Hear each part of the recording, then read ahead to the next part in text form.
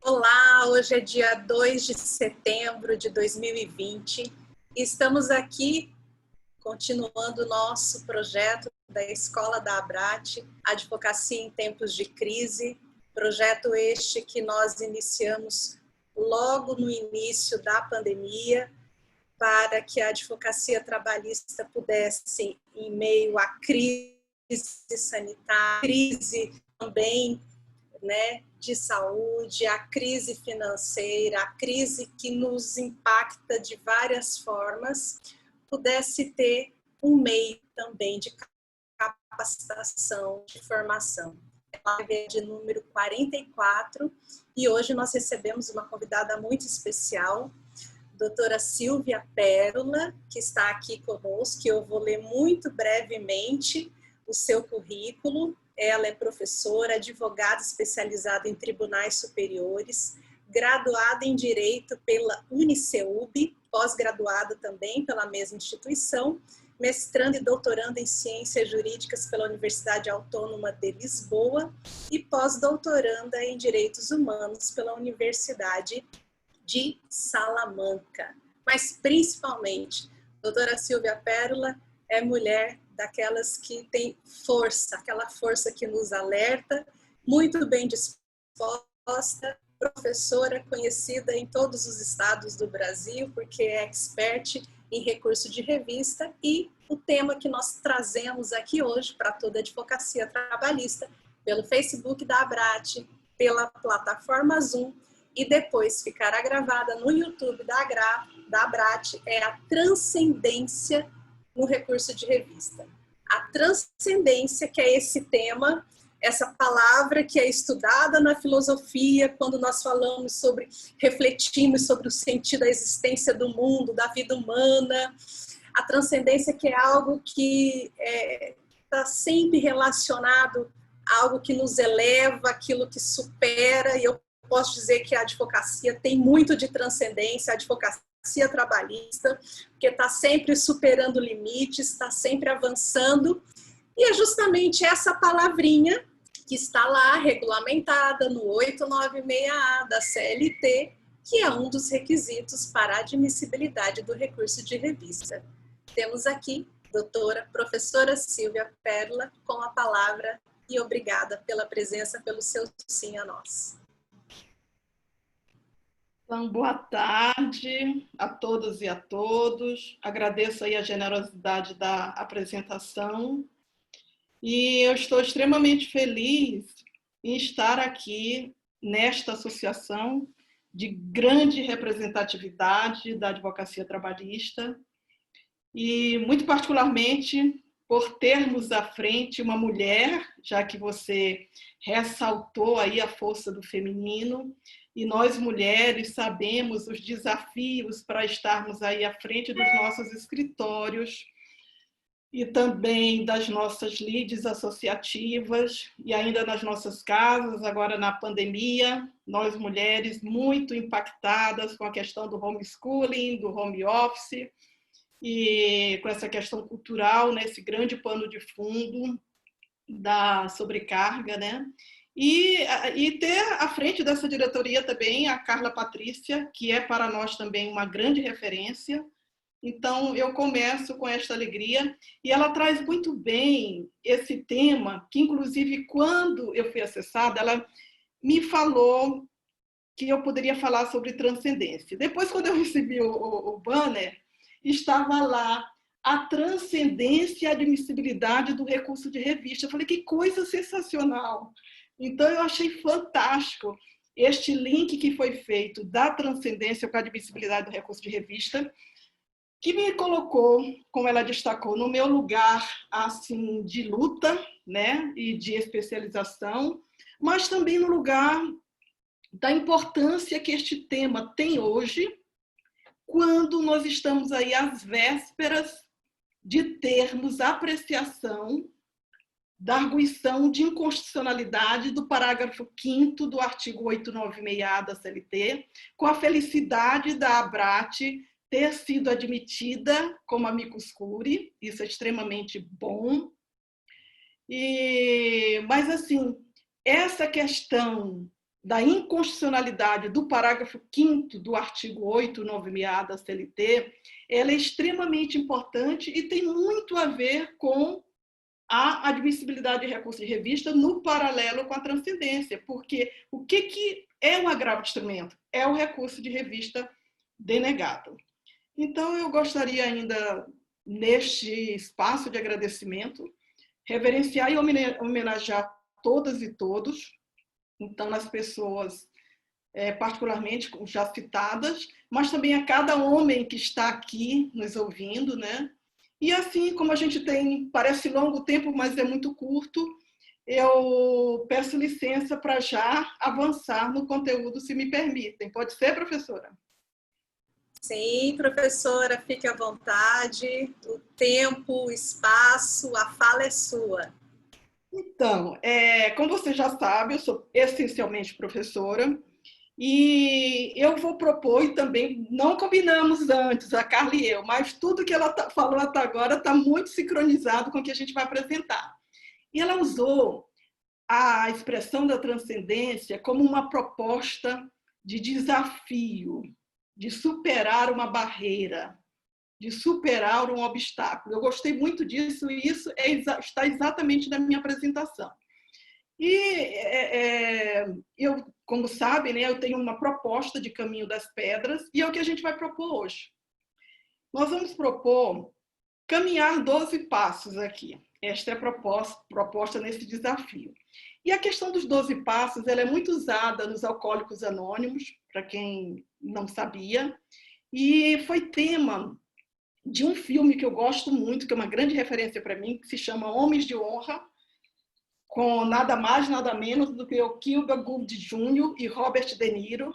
E é aquela cena histórica, e é uma história verídica, né, de um sargento da Marinha Americana, que ele se torna, eu fico toda arrepiada, porque realmente me emocionam essas histórias de superação, ele se torna o primeiro mergulhador negro da Marinha Americana, ele tem uma perna amputada, e depois há uma cena, repito, histórica do filme, que ele tem que dar os 12 passos, com essa perna amputada, usando aquela vestimenta do mergulhador. Então, o convite é esse, que nós iniciemos assim com esses 12 passos, né? Então, eu vou fazer um compartilhamento aqui de tela. Eu espero que vocês me deem um ok, se já estamos compartilhando, tudo ok? Tudo ok. Ok, professora, já está na tela. Está na tela aqui, então vamos fazer aqui o nosso caminho. Como eu falei, esse tema proposto pela Carla foi fantástico, eu não teria tido essa ideia da gente realmente fazer essa associação. E começando com esta grande reflexão do baixíssimo índice de admissibilidade do recurso de revista no Tribunal Superior do Trabalho, algo que nos impacta profundamente. Como é que a gente tem um Tribunal Superior do Trabalho para julgar recursos de revista, que eu diria assim, o Tribunal Superior do Trabalho, ele está para julgar recursos de revista. E, novamente, os agravos de instrumento nada mais são do que recursos de revista que a gente não conseguiu levar para o TST, que a gente está tentando admissibilidade. Então, esse índice que é projetado na página do TST, como recorde de julgamento, quando a gente tem 60% de decisões de julgamento de agravo de instrumento e recurso de revista de forma monocrática, a meu ver, realmente assustador. Então, a primeira proposta, e eu achei muito interessante isso, Carla, da gente falar de transcendência a partir do olhar do advogado e da advogada. Sim. Não é bacana, você pode também interferir, aí intervir na hora que você achar melhor, que eu acho até bom que a gente faça essa troca. Sim, então já que a professora me permitiu, eu vou fazer uma breve interrupção para dizer que quando eu sou professora também de graduação e pós-graduação, e é interessante que os manuais de processo do trabalho, quando eles iniciam falando de transcendência, quando o autor é da magistratura, oriundo da magistratura, há sempre um comentário positivo de que a transcendência vai reduzir o número de ações que vão chegar, o número de processos no TST, e isso vai ser positivo. Quando há autores também de renome em grandes manuais da advocacia ou do Ministério Público do Trabalho, nós percebemos, eu percebo porque eu tenho vários manuais e faço essa comparação dessa parte introdutória da transcendência, já há uma crítica à transcendência por ser um quesito, algo extremamente subjetivo e que pode obstacularizar o acesso ao Tribunal Superior. Então, é muito importante, é muito interessante essa visão inicial que os doutrinadores, né, ou seja, toda a comunidade acadêmica, os nossos alunos que optarem por um e não estudarem outros manuais, podem ficar, né, com uma visão muitas vezes limitada do que é realmente a transcendência. E, desculpa, não pode voltar aí para o seu compartilhamento. Perfeito, ajudou bastante. E assim, e você me dá a oportunidade, por isso que é bom realmente a interação, para dizer o seguinte: os magistrados, o Tribunal Superior do Trabalho, os magistrados, eles estão vendo a partir do lugar que estão. Qual que é o lugar que estão? Então, sempre a justificativa para a repercussão geral, para a transcendência e a crise numérica. Então, eu tenho que gerir esses processos. Então, como é que eu vejo? Mas nós, advogadas e advogados, nós temos que ver do lugar que nós estamos. Então, daí é interessante que a gente faça, que a gente tenha esse olhar a partir deste lugar, né? Então, nós vamos avançar aqui, que já foram feitos agradecimentos, mas a gente vai começar prestando uma grande reverência a todos os nossos colegas. Eu fico assim, muito emocionada nesse momento, em todos os espaços que eu tenho estado. Eu tenho feito este momento de referência. A gente não pode olvidar o momento que a gente está vivendo, essa complexidade, essa estranheza. E quando a gente fala de transcendência, essa incapacidade de, na experiência humana, a gente compreender um momento assim. Um momento de dor, um momento de adoecimento e um momento de perdas. Então, honrando todos os nossos colegas que fizeram a passagem, eu queria prestar uma homenagem ao Marconi Guimarães Vieira, grande colega combativo da TDF e também que esteve em muitos conatos que eu estive. Então, eu ia propor alguns segundos que a gente realmente reverenciasse, homenageasse a sua memória, e com a sua memória, a memória de tantos que se foram, de tantos que estão adoecidos, de tantos que estão perplexos no confinamento dessa dor.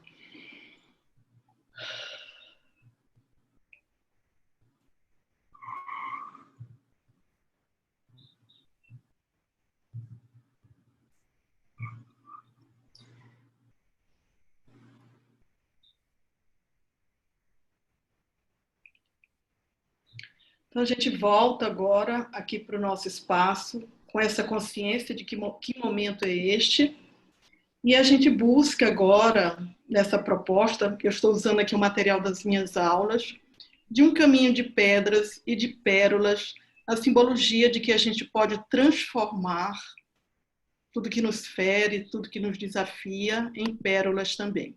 Como eu falei que é uma proposta de caminho, e que a gente vai ser convidado a 12 passos, o primeiro passo é a gente identificar onde que a gente está pisando. O que pavimenta o meu caminho?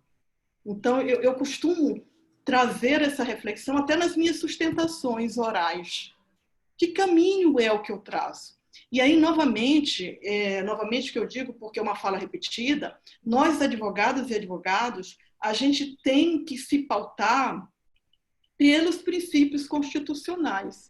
E aqui pode caber também uma grande pergunta. A quem que eu sirvo? A quem eu sirvo? Quem é o senhor da minha vida? Então, como advogada de justiça social, é uma boa pergunta. Eu me lembro que quando eu comecei na advocacia, eu era uma empregada pública e não tinha assim, experiência nenhuma com advocacia. Então, não sabia advogar. E algumas pessoas foram grandes referências. Uma é César Brito, a quem eu sempre presto uma homenagem, que me acolheu no seu escritório. E eu vou citar mais duas pessoas que exatamente sabiam por que lutavam. E pessoas com as quais eu até não tenho nem muita intimidade. Uma pessoa que me marcou muito foi Souto Maior, e também em palestras que eu encontrei, como é clara a opção dele. Isso sedimentou em mim uma certeza de defesa da justiça social. Outra, Maria Cristina Carrion, talvez ela não saiba disso, como ela é clara, é deste lado que eu estou, né? E na magistratura também, outras pessoas poderiam ser citadas. Mas como a gente está aqui no espaço da advocacia, a gente vai continuar avançando aqui no nosso caminho e tomando esse cafezinho gostoso aí para dizer o seguinte, eu acho que eu avancei aqui muito, não, tá certo. Começando, a gente vai refletir um pouquinho, como a Carla lembrou, o que é a transcendência, essa pandemia na transcendência ou a transcendência na pandemia e que caminhos nos pavimentam. E aqui é só uma lembrança, a gente não vai fazer leitura, e como a gente vai falar de transcendência, e é um questionamento muito grande sobre transcendência social, e o inciso 1 do parágrafo 1º do artigo 898 da CLT é claro quando se refere à transcendência social, que trata de direitos sociais, para a gente não esquecer que os direitos sociais estão capitulados na Constituição dos artigos 6º ao 11º, né? E lembrar dos valores da nossa Constituição, e aqui também não vou ler, né? Os valores da harmonia, novamente os direitos sociais, de novo aqui, gente, direitos individuais, os princípios que são considerados fundamentais, a dignidade da pessoa humana. A gente precisa invocar estes princípios nas nossas peças, nas nossas sustentações. Os valores sociais do trabalho, esses são os pilares que pavimentam os nossos caminhos. Esse artigo 3º, que é fantástico, ele daria uma fala de uma live inteira.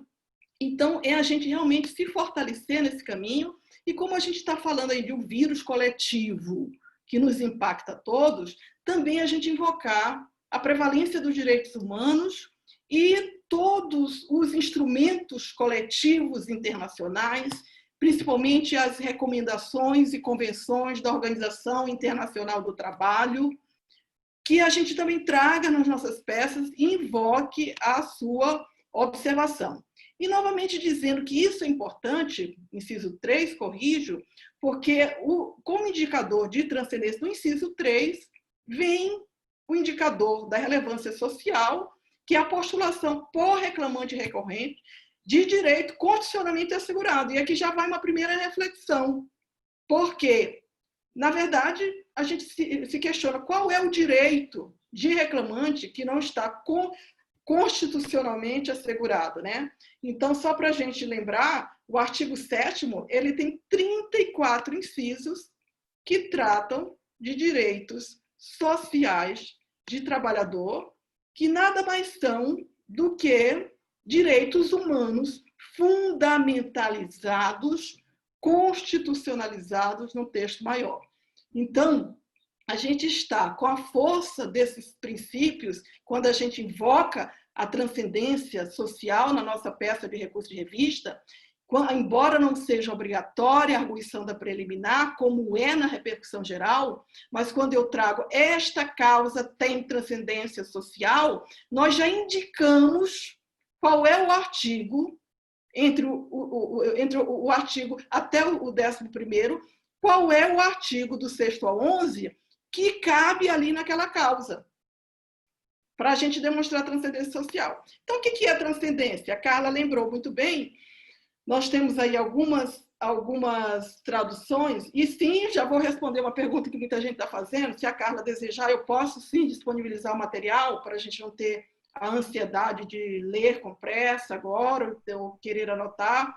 Então, eu posso sim disponibilizar, mas aí é uma tradução do Aurélio e há uma outra tradução do dicionário online em português que eu trago a fonte, né?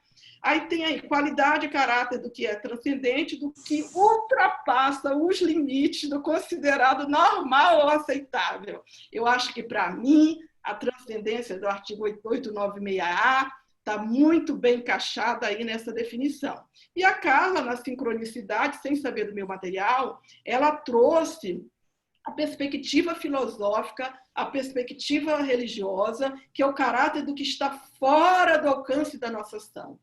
Então, isso tudo está fora do alcance da nossa ação. Então, aqui já vai um convite, como desafio, que a gente também ultrapasse a nossa possibilidade por algo que vai além do humano e além do compreensível. E aqui a gente tem os indicadores, né? Nós temos aí os parágrafos, do parágrafo 1º ao 6º, e no parágrafo 1º, os indicadores de transcendência.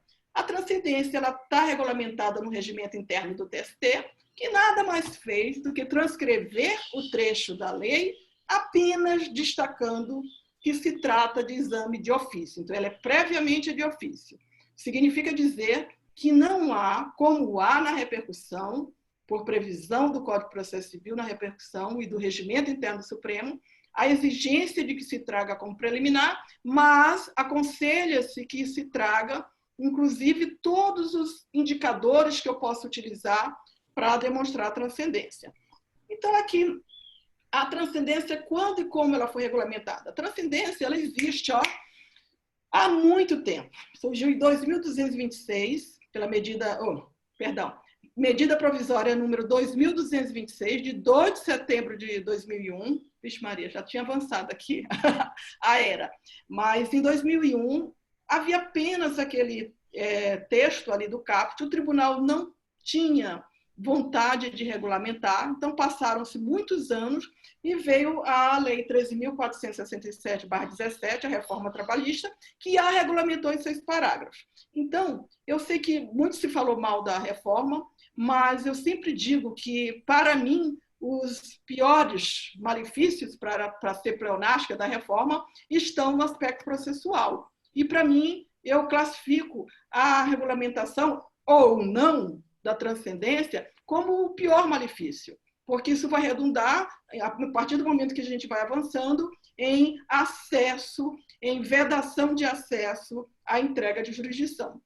Então, a transcendência ela teve esta regulamentação e a essência da transcendência, por quê? Novamente, é a questão da crise numérica. Tem muito processo, eu não sei o que fazer. A repercussão geral, ela veio, a arguição de relevância federal, depois a repercussão, e aqui não vai nenhuma crítica à necessidade de que haja um filtro para acesso a cortes superiores. Não é disso que se trata. Então, realmente, a crise numérica no direito comparado, no nosso direito, ela justifica que os tribunais eles pensem em termos de gestão processual como vão gerir essa alarmante demanda, né? Então, novamente, aqui a crise numérica, o Tribunal Superior do Trabalho, que hoje tem um acervo de 400 e tantos mil processos, divididos por 27 ministros, é bom que se diga, que se honre e se reverencie o esforço hercúleo, transcendente também dos ministros, numa distribuição entre 24, porque os 3 da administração, o presidente, vice-presidente e corregedor, não concorrem à distribuição. Então, ao mesmo tempo em que a gente é convidado a se colocar no lugar dos ministros para pensar como é que se faz essa vazão do processo, a gente não pode sair do nosso lugar de sermos indispensáveis à administração de justiça e de sermos voz de quem não tem voz. Então, para quê? Honestamente, eu não sei. Eu não sei e vou responder essa pergunta depois, né? Então, é um obstáculo, sim, ao acesso à Corte Superior. É um filtro recursal? Dizem que sim. Por que eu coloco essa expressão que pode soar quase que irônica? Porque o filtro recursal, tal como a gente vê com relação à repercussão geral, ele não pode subtrair princípios e garantias constitucionais, como o acesso à justiça, a prevalência do colegiado, que a gente vai falar. É constitucional? Digo e afirmo, na minha visão, que não. Os índices alarmantes de judicialização os justificam? Então, a meu ver, também não. E a gente vai caminhar para isso. Então, houve um debate muito grande com relação à natureza jurídica da transcendência, isso logo no início, se os pressupostos extrínsecos do recurso de revista precedem o exame da transcendência, se a transcendência ela se refere ao recurso de revista como um todo, ou cada um dos seus temas. Então, isso hoje está sedimentado, né, desde o advento da Lei 3.467/17 até hoje. Isso está sedimentado, e eu trouxe aqui duas visões. Uma do ministro Ives Gandra, no sentido de que ele sempre defendeu que seria um pressuposto de admissibilidade, isso acabou ficando vencido, e alguns critérios, eu vou me deter só no que é mais importante, mas algo que ficou muito certo. Primeiro, que ela é apreciada de ofício e que ela se refere a cada tema do recurso. Quer dizer, significa dizer que o ideal mesmo seria que, com relação a cada tópico do meu recurso, eu demonstrasse a transcendência. Então, preliminar de nulidade por negativa de prestação jurisdicional, transcendência política, transcendência jurídica, horas extras, transcendência social, e eu fizesse uma fundamentação. No terceiro passo, Carla, novamente, você pode ficar à vontade para intervir e para colaborar, como fez, né? Eu quero rapidamente só agradecer aqui, nós temos pessoas ilustres nos assistindo, ex-presidente da Abrat, Newton Correia, temos vários diretores aqui conosco, Dr. Juscelino, Dr. Vitor Noé, Dr. Gelson Pastovski de Santos, temos também membros da Escola da Abrat, o Erazê, e temos aí a Advocacia Trabalhista prestigiando a sua aula, a doutora Elise, presidente da ATDF, que está aqui registrando, que gostou muito da homenagem, colocou aqui, Marconi sempre presente, agradece essa lembrança. Temos Monsueto Cruz, que é uma figura muito querida por todos nós, Carol Sena, e tantos outros aí que nos acompanham pelo Facebook, pela plataforma Zoom, porque esse é um tema que transcende, inclusive, as nossas forças, muitas vezes, diante daquela decisão em que nós nos deparamos com o despacho que denega, onde nós deparamos com a decisão que não reconhece a transcendência, e aí a gente se pergunta o que mais eu deveria ter dito, o que mais eu deveria ter demonstrado para convencer, né, os magistrados de que a causa tem transcendência. Maravilha. Doutora Carla, muito obrigada, sua fala é perfeita mesmo, e só agrega. E homenageio, presto reverência a todos e todas que foram citados e também aos demais. E vamos continuar aqui tomando o nosso cafezinho aqui na nossa advocacia, né? E avançar nos nossos passos. No terceiro passo, a gente vai refletir sobre os indicadores da transcendência. Porque o que eu costumo dizer? Tudo bem. A doutora Carla lembrou, poxa, mas os ministros, eles denegam transcendência, por que não transcrever o trecho e baixem-se os autos e certifica o transjulgado? Eu fico muito impressionada como é que um ministro sozinho, ele tem o poder, o decreto transjulgado. E eu costumo falar o seguinte, eles podem fazer o que quiser. É TST sendo TST do jeito que eles querem, sabem fazer, novamente, com todas as reverências, com todo o respeito, numa questão de uma crise absurda numérica e que eles entendem que essa é a melhor forma da gestão processual. Nós, advogadas e advogados, dizemos, não é assim que a gente lê este artigo, não é assim que a gente lê a Constituição. Então, nós temos obrigação de sermos indispensáveis à administração da justiça. Não podemos abrir mão do nosso espaço de tribuna, do nosso espaço de fala, do nosso espaço de convencimento. A gente não tem que ter uma postura subserviente e nem de hierarquia subalterna, isso está claro na legislação e tal. Como é que a gente se autossustenta com o conhecimento do rigor da técnica? E por isso que a gente está refletindo. Então, a gente tem bem claro os indicadores, o indicador da transcendência econômica, que é o elevado valor da causa, uma polêmica gigantesca. O que é, colegas, elevado valor da causa? Sinceramente falando, a gente já polemizou muito sobre isso.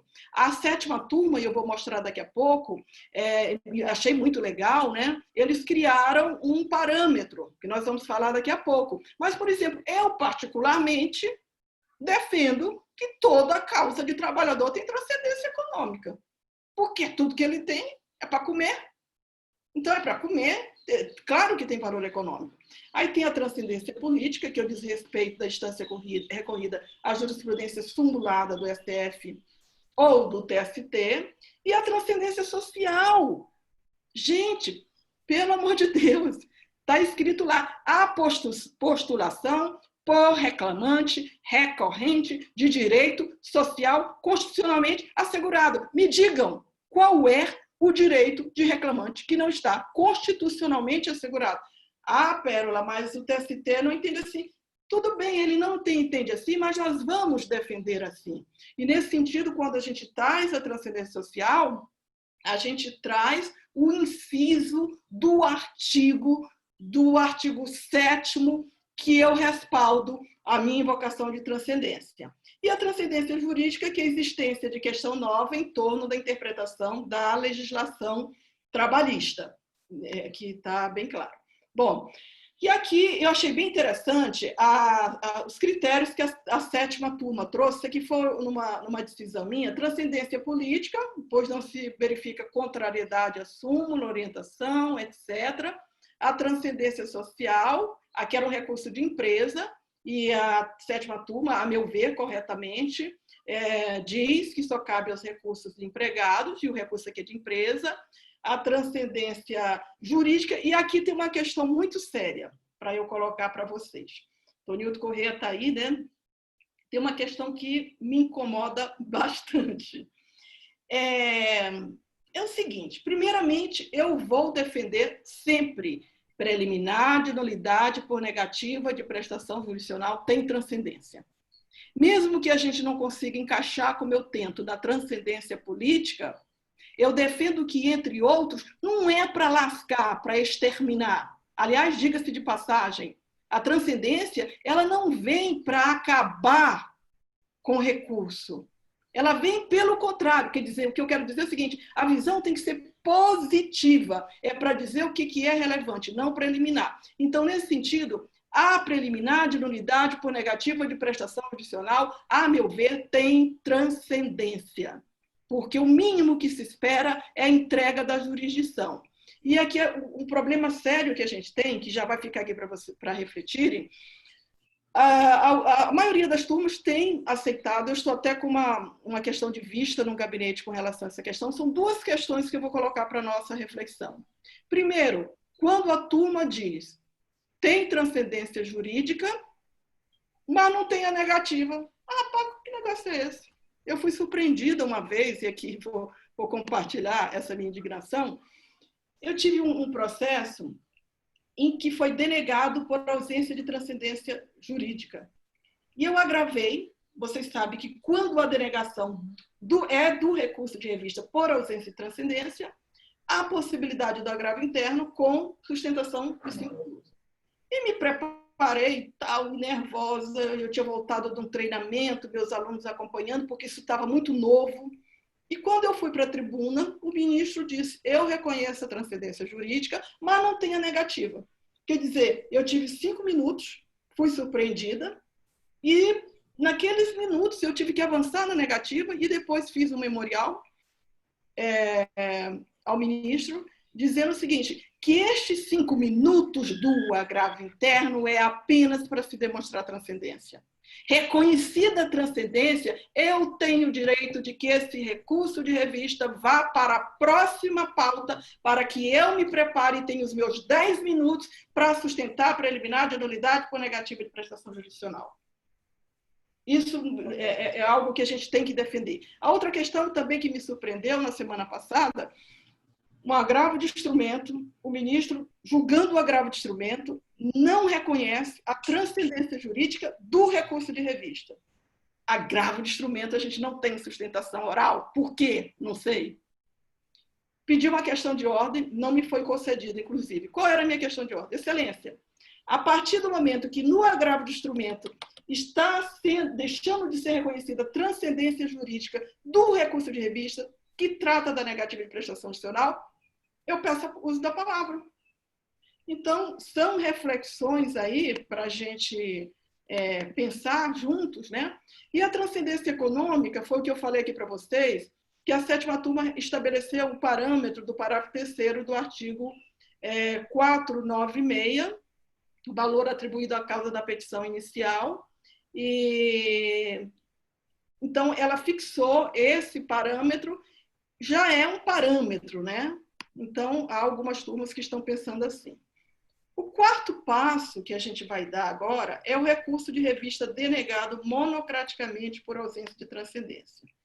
A previsão do parágrafo 2º, eu acabei até já me adiantando, o relator monocraticamente ele pode denegar seguimento ao recurso de revista e cabe agravo, foi exatamente a situação que eu já adiantei, e a gente tem esse prazo de 5 minutos.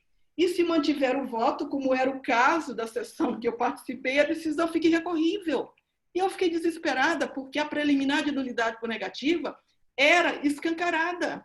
Então, eu tive que sustentar ali dentro desse tempo, e eu creio que eu não me fiz entender, e aquela decisão ela estaria consumada.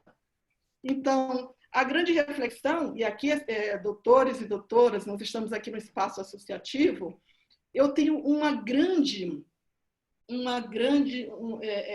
incômodo com relação a essa questão que eu chamo de mordaça, com relação a determinados processos que a gente não pode sustentar.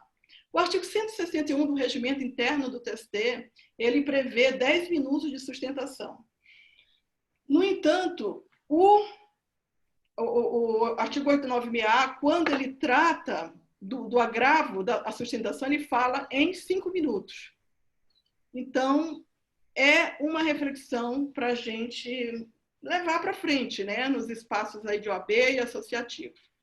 O 5º passo que a gente vai caminhar agora é o agravo de instrumento denegado monocraticamente por ausência de transcendência.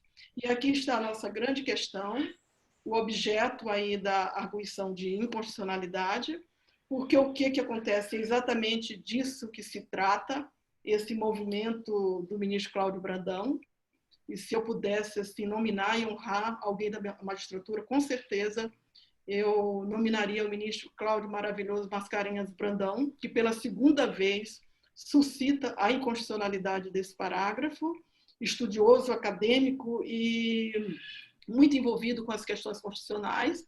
Então, esse parágrafo realmente ele nos desafia, porque ele determina a irrecorribilidade da decisão monocrática do relator, que em agravo de instrumento considera ausente a transcendência.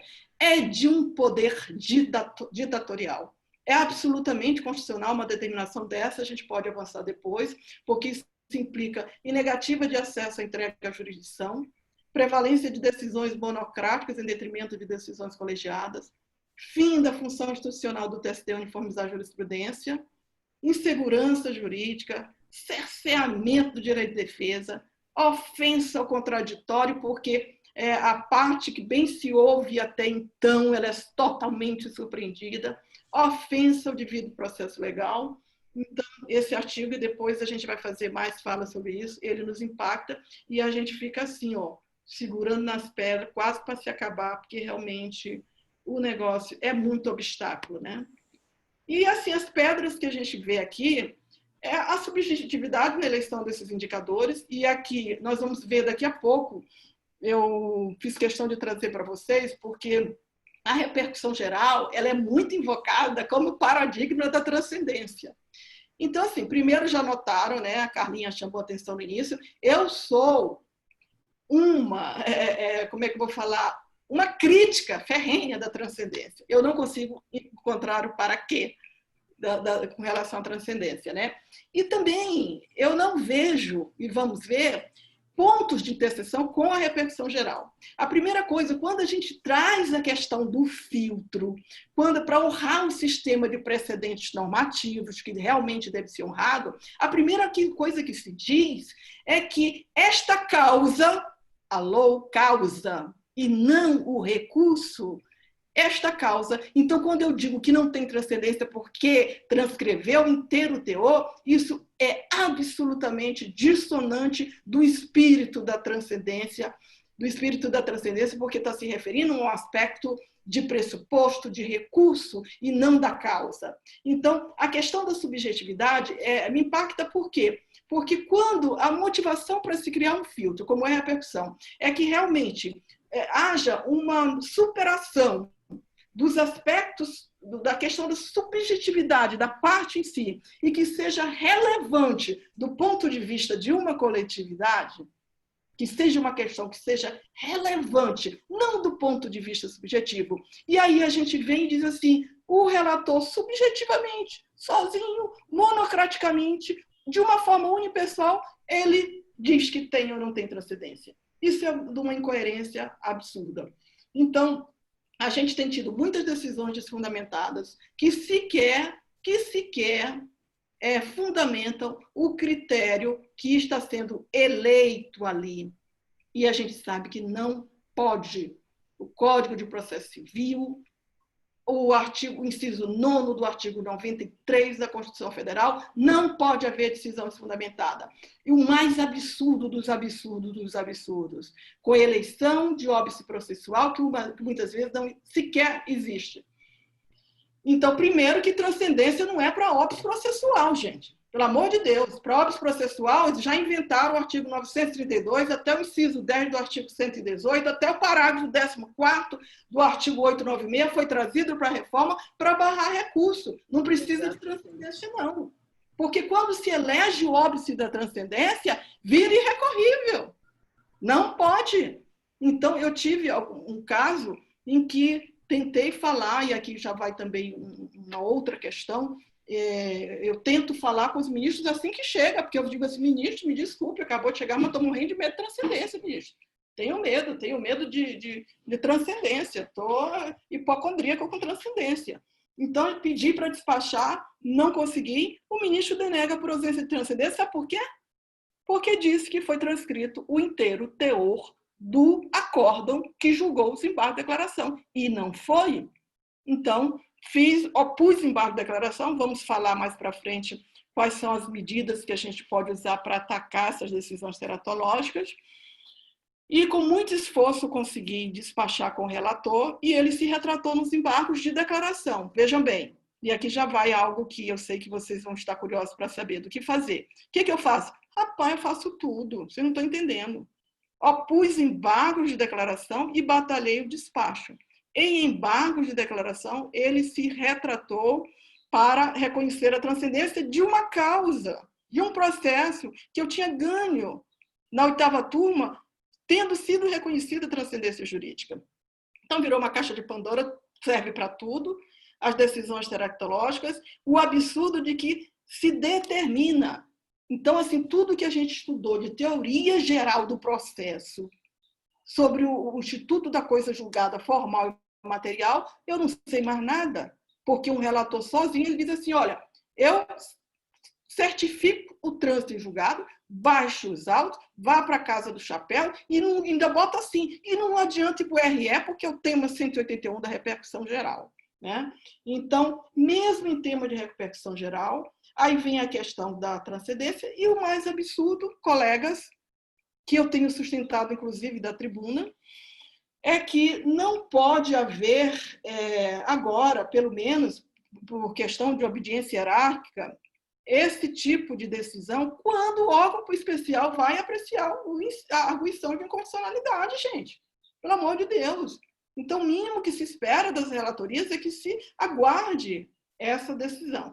Carla, quer intervir até aqui? Porque eu estou aqui em Balabésima. Estou com raiva já. Sim, eu vou intervir só para registrar outras presenças, porque estão aqui batendo palmas, mandando lembranças. Então, eu preciso citar aqui a Emília Azevedo, Ayrton Pinheiro, Silvio Júnior, Sandra Novaes, A senhora citou aí um bom baiano e eu vou citar aqui dois grandes baianos, né? Um diretor da Abrat, Jorge Lima. Vou citar também Fábio Nova, que nos assiste.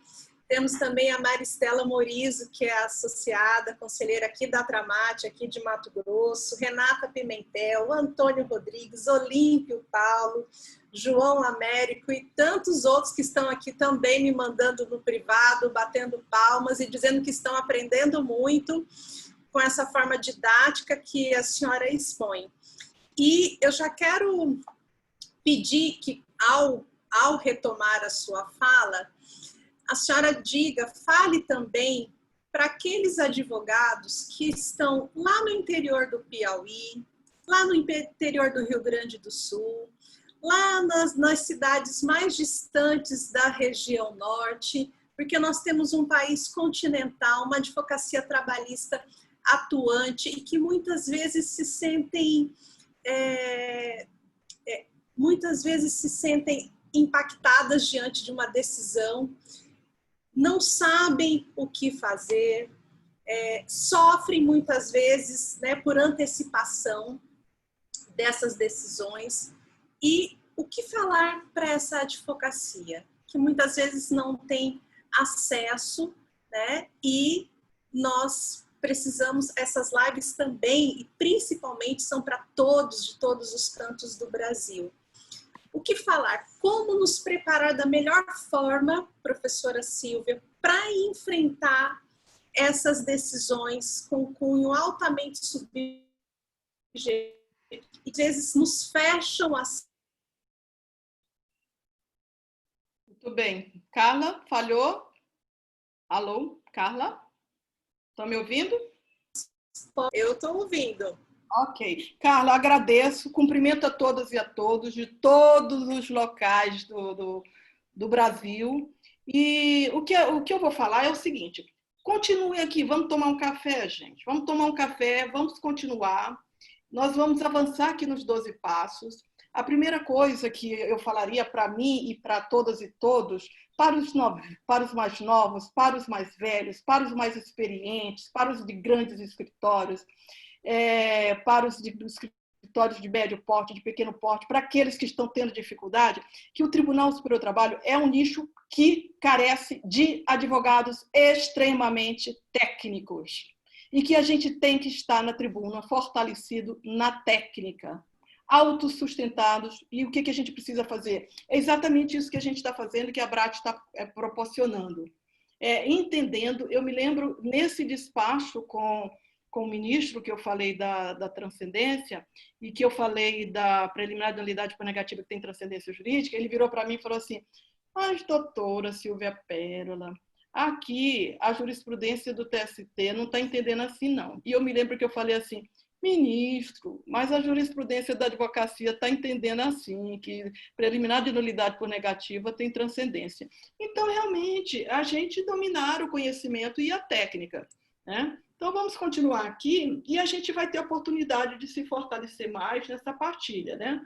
Então, aqui, o que eu quero mostrar com essa decisão? Uma decisão totalmente fundamentada, gente. Aí nega o segmento totalmente fundamentada. E aqui eu quero mostrar que muitos já estão familiarizados, né? Quem não está, deixa eu contar um negócio para vocês. Menino, o agravo chega lá no TST, aí daqui a pouco a gente vai olhar, o bicho sumiu, já está lá. Negado, baixos altos, remetido para o TRT. Olha que remetidos autos para o TRT.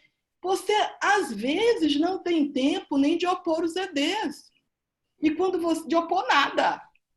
E quando você opõe os embargos de declaração, faz qualquer negócio, os autos já baixaram. Aí, professor, Pérola, o que fazer? Vamos ver o que fazer. Primeiro é realmente se autossustentar. Eu tive várias decisões nesse estilo. Gente, tema 246, responsabilidade subsidiária, que a SDI 1, no dia 12 de dezembro de 2019, que eu sustentei esse processo, ela reformou o entendimento para dizer que é do ente público o ônus de comprovar a fiscalização. E eu tive várias decisões em que o relator ele denegava eu embargava de declaração e ele falava assim, ó, caracterizada a litigância de má-fé condena a parte embargante, que é o terceirizado, a pagar multa de 2% por litigância de má-fé. Então, tive várias decisões nesse sentido. E, enfim, aqui eu quero mostrar também algumas decisões que simplesmente adotam os fundamentos, relacionam, que é agora uma moda, né, de adotar fundamento. Não pode também. Porque não pode, tem que fundamentar, é obrigado a fundamentar. Artigo 489 do CPC, inciso 9º do artigo 93 da Constituição Federal. E aqui também, aqui essa é um modelo aqui da decisão que eu disse, né? Quando não te intimida, não te ameaça, e foi aquilo que eu contei para você. Olha, já tem tema da repercussão. Gente, é muito engraçado, né? A gente não tem a prestação jurisdicional. Faz uma revista super bem feita.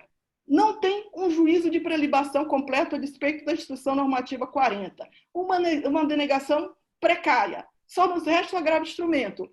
Aí tem o agravo de instrumento denegado e ainda diz que não pode ir para lugar nenhum. Isso realmente não pode. E aqui o que eu falei também é a existência de óbice, né? De óbice processual, e vamos avançar. Se preocupe, olha aí, para quem está preocupado, estamos no caminho das pedras. E agora vamos passar para o incidente de arguição de constitucionalidade. Eu queria concluir os passos, ver se eu consigo, e aí a gente abre para fazer uma fala, talvez uma conversa. Então, muita coisa, se fica bem para vocês, né? Aí agora a gente tem aqui o incidente de arguição, que foi suscitado por um ministro, poderia ter sido suscitado uma ADI pela ABRAT, por qualquer órgão. Por que eu nunca fiz, nunca provoquei, até falei com o César Brito, da gente arranjar um legitimado? A gente chegou à conclusão, e eu, a meu ver, sabiamente, que se o Supremo, gente, pelo amor de Deus, eu estou cansado das nossas lengas trabalhistas. Porque o Tribunal Superior do Trabalho, ele tem competência constitucional, é outra coisa que eu tenho dito da tribuna. Entreguem a jurisdição constitucional, parem de aperrear o Supremo. Então, uma corte que, diferentemente do STJ, tem essa competência constitucional, por que não resolve? Aí foi Cláudio Brandão lá e falou, não, vou resolver. Então, a gente achou que por estratégia não seria bom, e então o incidente de arguição de constitucionalidade, ele está fortemente calcado na vedação de acesso à justiça, e eu gosto muito dessa fala aqui do ministro Augusto César. Eu vou avançar para a gente ganhar tempo nos passos. Então, essa inconstitucionalidade, ela tem muito a ver, quando acabaram com o incidente de uniformização de jurisprudência, e também há um argumento bom também de que, ao cair por terra, né, com a reforma trabalhista, a revogação dos parágrafos 3º ao 6º, que disciplinava aquele incidente de uniformização da jurisprudência, pensou-se em outra forma de filtro e de uniformização. Meu Deus do céu, é qualquer coisa menos a transcendência. Porque a transcendência não uniformiza nada, pelo contrário. O relator sozinho, monocraticamente, ele denega, você nunca vai chegar a lugar nenhum. Você não chega na turma, você não chega na SDI1, você não chega de jeito nenhum no Supremo. Como é que vai uniformizar se você sequer chega na turma? Então, cerceamento de direito de defesa, insegurança jurídica. Aí aqui também vou passar rapidamente, para que a gente tenha uma oportunidade para fala, que eu falei para vocês, eu não vejo ponto de interseção com a repercussão geral. Apenas o único ponto de interseção que eu consegui é o nome, bicho, o nome. As questões relevantes e os indicadores do ponto de vista econômico, político, social e jurídico. No mais, eu não vejo, né? Então, a gente tem aqui o disciplinamento, mas quando você vai ver, a competência do juiz é do juiz adquém e não do primeiro juízo de admissibilidade.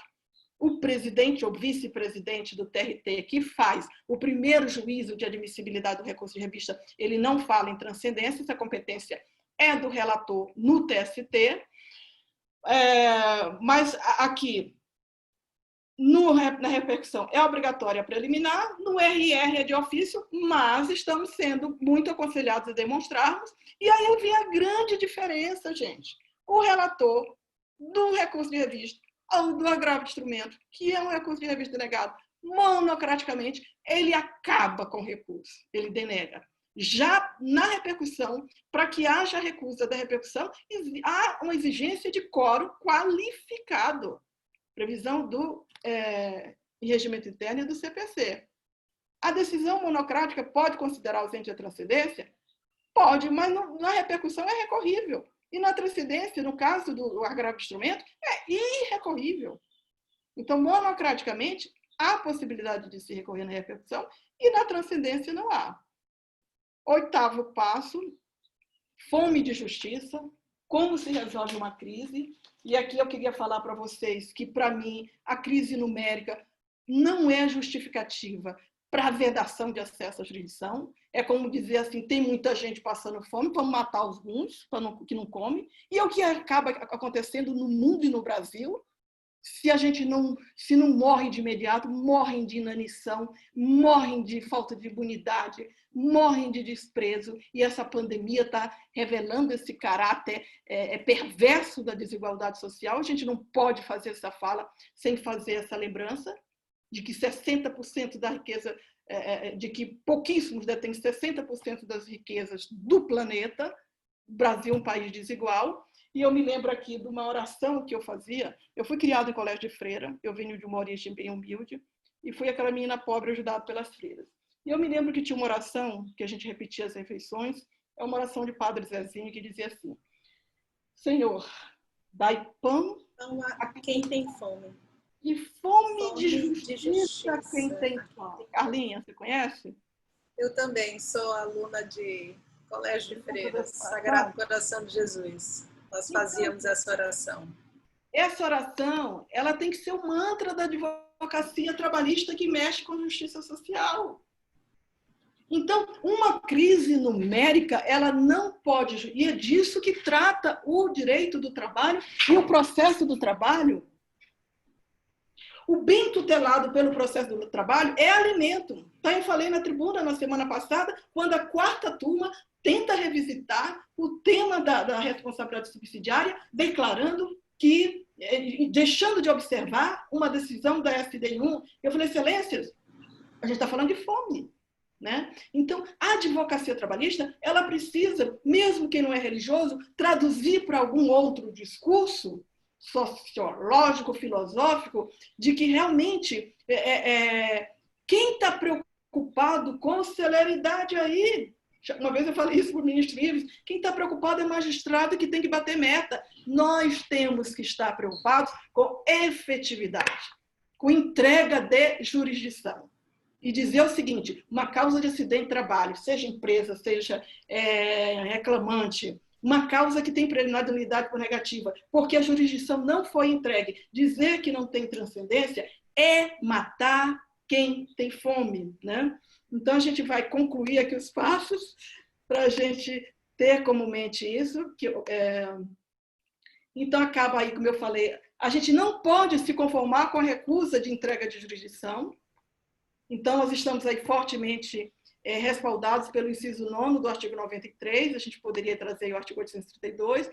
O artigo 489, a gente tem que se apoderar dele. E nos embargos de declaração, já trazer esse artigo, está meio longo porque é material da minha aula, eu falei para vocês. Opor os embargos de declaração, não tem medo de ameaça de multa, não. Isso tem que, não cabe multa por litigância de má-fé. A gente tem que provocar entrega de jurisdição. E aqui eu vou avançar, porque, como eu falei, está em cima do material da minha aula. 9º passo, a admissibilidade do recurso de revista. Ter consciência, repetindo, de que a gente não tem, ao final, a entrega de jurisdição. Porque, com todo respeito, com todas as venhas, com honrosas exceções, nós temos, nos tribunais regionais do trabalho, decisões lacônicas, omissas. Então, articulamos com os embargos de declaração, não temos a prestação, recurso de revista preliminar de nulidade por negativa, que é um desafio, qualquer coisa também não é conhecida. Chega lá inadmitido, um juízo precário de prelibação, a despeito da Constituição Normativa 40, e vem aí a denegação. Eu quero chegar ao 12º, porque aí abrimos. Quais as medidas cabíveis, espero, de decisões que eu digo com todas as letras, que são teratológicas, dentro de uma perspectiva de jurisprudência defensiva? Eu faço tudo, eu contei para vocês. eu aponho embaixo da declaração recurso extraordinário, e aqui uma novidade, os recursos extraordinários, o ministro Luiz Felipe Vieira Maravilhoso Extraordinário de Mello está sobrestando todos os processos dessa matéria. Mandado de segurança, agora beijinho no ombro, que eu vou contar algumas novidades, já contei que consegui uma retratação em EDs, e consegui agora uma liminar em mandado de segurança de um agravo de instrumento que o ministro relator havia denegado monocraticamente por ausência de transcendência, tema com transcendência jurídica reconhecida, que eu já havia ganho em outras turmas, embarguei a declaração, ele aplicou a multa, estava executando a multa, impetrei o mandado de segurança, a liminar saiu sexta-feira passada. Conseguimos eliminar. E outra novidade muito boa em mandado de segurança. Há uma decisão monocrática do ministro Cláudio Brandão, de junho, suspendendo a apreciação dos mandatos de segurança impetrados contra a decisão unipessoal que nega seguimento a agravo de instrumento em recurso de revista por ausência de transcendência e determina a baixa imediata dos autos em virtude do óbvio de haver sido arguída a inconstitucionalidade do parágrafo 5º do artigo 896 da CLT. Não precisava determinar.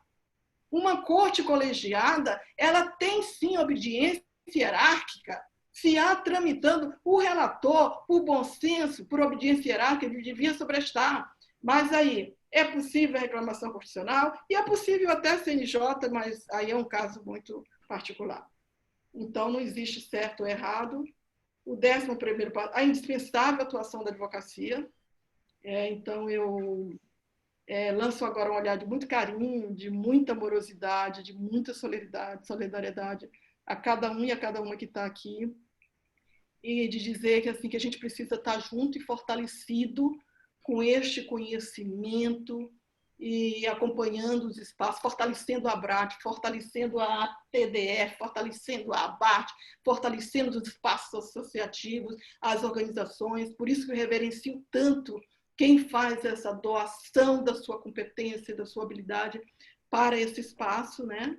E o último passo, cada um de nós vai ter que dar este passo e vai ter que acertar o próprio passo, né? Então, a gente vai abrir agora, eu vou concluir. Isso aqui me lembra muito uma palestra do ministro Vieira de Mello, que ele dizia que a travessia do TRT para o TST era como uma ponte sobre um despenhadeiro, e a gente precisa se colocar em marcha. E aqui, para finalizar, já ir finalizando a minha fala, fazer uma lembrança que a Carla trouxe, que a questão das transcendências, ela nos convida também à transcendência pessoal, muito particularmente num momento de grande sofrimento, em que a gente precisa, assim, respirar, acessar os espaços de meditação, atividade física, de cuidados com a alimentação, de fortalecimento da imunidade, da gratidão da gente poder estar a salvo. E aqui é o que me alimenta, o que me inspira, essa partilha. Eu sei que tem alguns alunos meus aqui, eu fico muito emocionada. E essa foto me deixa muito emocionada, porque foi o último treinamento presencial que eu consegui fazer. E toda esta agenda para esse ano foi cancelada. E o que me deixa emocionada é que, se vocês forem ver, no meio aí agachado está o ministro Brito Pereira, então presidente do TST, ao lado da secretária-geral. E esse ato, eu fico toda arrepiada só de ver e repetir esta história. Esse ato dele se agachar entre os advogados, essa foi a turma Olímpio Paulo Filho. As minhas turmas têm nome dos meus alunos. E foi um ato que eu disse assim, puxa vida, a gente tem que estar junto, a gente não tem que polarizar. Nós não somos contra o ministro nem nada, nós somos indispensáveis à administração da justiça. Às vezes eu chego na tribuna e levo um carão e digo, ministro, mas eu sou indispensável à administração da justiça. Então, assim, reverenciar essa magistratura, reverenciar o Tribunal Superior do Trabalho, que é um lugar de acolhimento, e dizer que o magistrado está aí com os advogados, cada um fazendo o seu papel. Aqui, a todos os meus contatos, eu estou totalmente à disposição. E muito emocionada, muito grata, me coloco agora à disposição para perguntas, o que vocês desejarem. Professora Pérola, muito obrigada. Sua didática é realmente impressionante. A senhora consegue respeitar o tempo que lhe foi dado e concluir, né, os 12 passos, ainda que de forma mais, né, apressada por conta aqui da sistemática da live, mas transmitindo para nós o essencial daquilo que nós precisamos abraçar, né? A boa técnica, o estudo, o conhecimento, o estudo da jurisprudência do TST e a coragem de dar o próprio.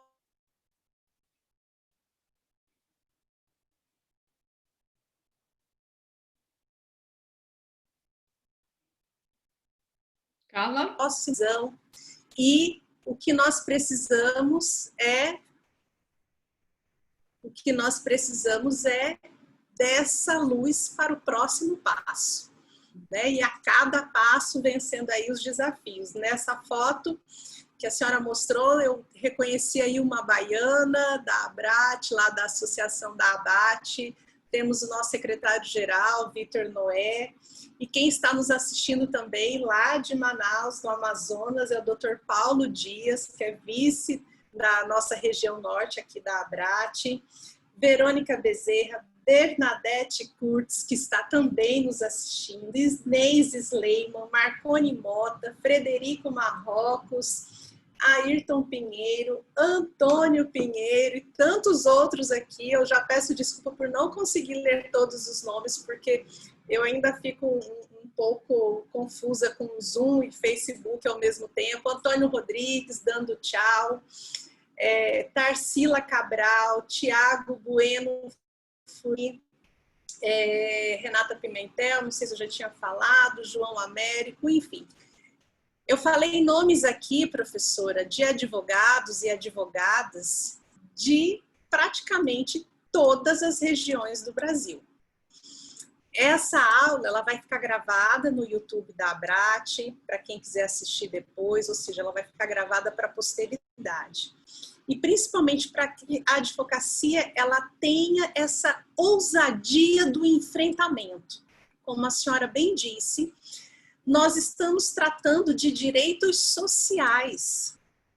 Quando a senhora fala da justiça, da pão a quem tem fome, fome de justiça para quem tem pão, e eu também faço muito essa oração, mas nunca tinha pensado nela para o processo, e a senhora hoje está colocando aí, alargando os horizontes, né, do pensamento e das reflexões, mas é muito importante para toda a advocacia que desde a petição inicial, em todas as fases do processo e também lá na execução, que tenha em mente que nós estamos tratando de direitos sociais que matam fome, que garantem o direito à vida e que são direitos sociais que se revelam para concretizar outros direitos igualmente fundamentais e essenciais. Então, vamos torcer aí para que esse julgamento realmente tire a constitucionalidade, tire a validade dessa transcendência, porque, a meu ver, ela funciona também como... Ela é um óbice e revestido de uma subjetividade íntima e particular de cada relator, de cada ministro que pode olhar para aquela fundamentação e entender que não, porque para ele, o olhar dele, aquilo não supera, aquilo não é elevado ao extremo. Então, nós não podemos, né, nós devemos, eu penso, né, que precisamos aí torcer para que não seja, seja inconstitucional esse dispositivo, para que a gente tenha aí mais constitucionalidade dentro do processo do trabalho. Carlinha, vou ver se tem aqui alguma pergunta. Carlinha, você me permite uma fala aqui? Claro! Não, é que você trouxe uma questão interessante, eu gostaria de fazer duas observações. Primeiramente, que o que mais nos impacta, há decisões muito bem fundamentadas. Sim. Muitos ministros fundamentam muito bem a decisão, e eu não vou nominar. Mas, assim, o que mais nos impacta são decisões que fogem da previsão do parágrafo 1º com relação aos indicadores. Então, que dizem assim, e isso há muito, né? Não transcreveu o trecho onde está o pré-questionamento, não tem transcendência. Então, o que a gente quer dizer, repito, é um óbice, mas não é objeto de transcendência. E também os principais argumentos, a meu ver, que podem respaldar a inconstitucionalidade, residem exatamente na previsão do artigo 926 do Código de Processo Civil, que diz que todo Tribunal Superior tem que uniformizar a sua jurisprudência, então, que é um colegiado, o tribunal está escrito lá na Constituição, ele é um colegiado com 27 ministros. Então, essa questão da ofensa ao princípio da colegialidade é o principal fundamento, e com ela vai a ofensa ao princípio da proteção, da confiança e outros princípios. Nós temos mais 10 minutos, porque também no Facebook tem um período aí, limite. Então, nesses 10 minutos que nos resta, eu quero que a senhora diga, se possível, rapidamente, a importância, porque me mandaram aqui, a importância dos embargos de declaração, né? Qual a importância dos embargos de declaração e se sempre nós temos que embargar. É o que me mandaram aqui. E, na sequência, aí eu já coloco, né, para que a senhora possa fazer as suas considerações finais. Certo. Embargo de declaração, sim, obrigatório para tudo. Para tudo obrigatório. Publicou a decisão de inadmissibilidade do recurso de revista. 5 dias, embargo de declaração. Até por força da Instituição Normativa número 40, que se houver omissão com relação a algum tópico, esse tópico vai estar precluso o debate e não vai poder ser apreciado. Com relação à transcendência, sim, porque eu posso tentar despachar com o ministro uma retratação. Normalmente, neste momento em que vai ser apreciado a arguição de constitucionalidade, né, desse parágrafo. Então, eu sugiro que em todos os momentos a gente opõe os embargos de declaração. Agora, a gente não pode opor embargo de declaração de forma aventureira. Eu estou aqui com um caso aqui no meu escritório, eu tenho que fundamentar realmente nos vícios do Código de Processo Civil do artigo 897. Se eu não encontro nenhuma omissão, nenhuma obscuridade, enfim, então há um espaço que não me é permitido.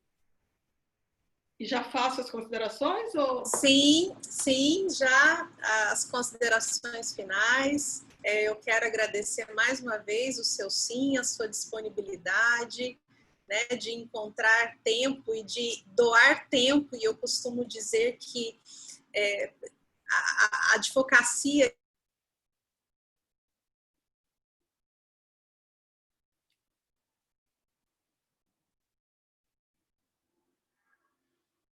Carla, ficamos congelados? Estamos congelados? Eu acho que a Carla travou, caiu. Aí eu avanço ou aguardo? Eu acho que vocês já estavam encerrando, né? Não, então, eu gostaria de agradecer imensamente esta oportunidade.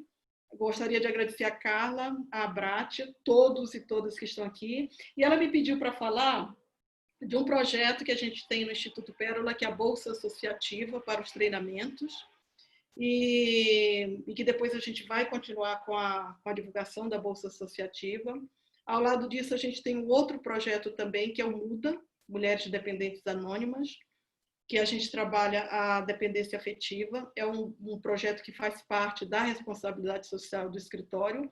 O e-mail é muda@silviaperola.adv.br.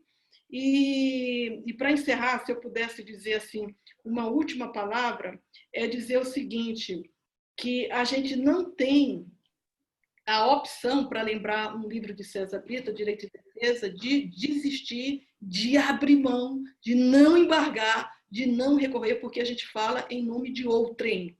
E a gente lembrar, quando a gente estiver com vergonha, quando a gente estiver com medo, e a gente lembrar o seguinte, que o judiciário existe para quê? Para entregar a jurisdição.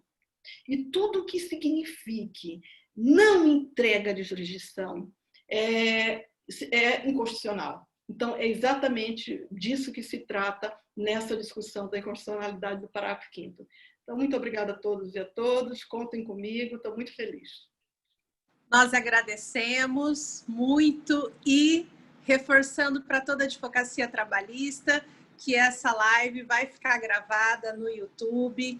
Não percam as nossas atividades da Escola da Abrat. Quero registrar aqui o total apoio da nossa presidenta Alessandra Camarano, que nos assiste também e que, para a Escola da Abrat, sempre nos deu o total apoio, porque ela entende a importância dessa formação para toda a advocacia. Então, professora Pérola, mais uma vez, obrigada. E a todos que nos assistem, é preciso ter coragem. Um grande abraço para a doutora Alessandra Camarano, sabia que ela estava aqui, já prestei homenagem no início, e parabéns aí pela gestão. Obrigada a todos e a todas. Nosso diretor bem, Otávio Pinto e Silva, que ao meu lado vem conduzindo também todas essas matérias tão importantes para a nossa advocacia. Não percam as próximas lives, todas as terças e quartas-feiras, às 17 horas, horário de Brasília. Até lá. Obrigada. Nada, obrigada.